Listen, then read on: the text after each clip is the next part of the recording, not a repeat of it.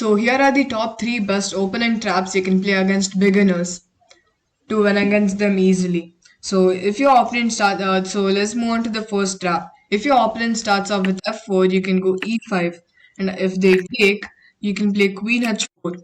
Now there's no other move except g3 to block this diagonal. Now you can just play bishop e7, sacrificing the queen. But if your opponent takes, funnily enough, it's checkmate because there's no piece which can block this diagonal of the bishop.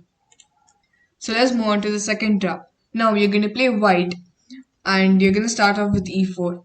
Now if your opponent plays e5, you're going to go knight f3. And if they play d6, you can play bishop c4.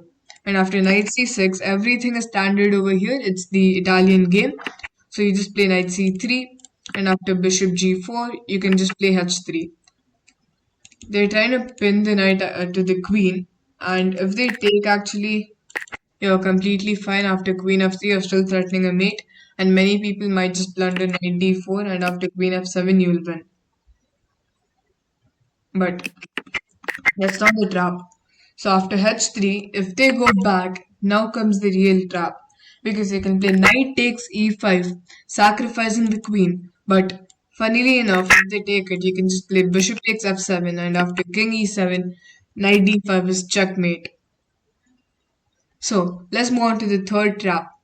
So in the third trap, you start off with e4, you're playing white, and then after e5, you go knight f3. Now, if your opponent plays f6, this is called as the Damiano defense. You're just going to sacrifice your knight, and after pawn takes back, you're going to go queen h4. After g3, if your opponent plays g3, you can just play queen takes e5, forking the king and the rook. But if they see that and play king e7, then you can just take the pawn. And if they play king f7, which is the only move, you can play bishop c4. After king g6, you can play queen f5, and the only move remaining now is king h6. Now you can play pawn to d4 check, attacking the king. Now the only move again is g5. Now after h4, you're gonna win the queen. Or if the queen moves anywhere, then you just have a checkmate. But if the queen doesn't move, whatever your opponent plays, we're gonna win the queen.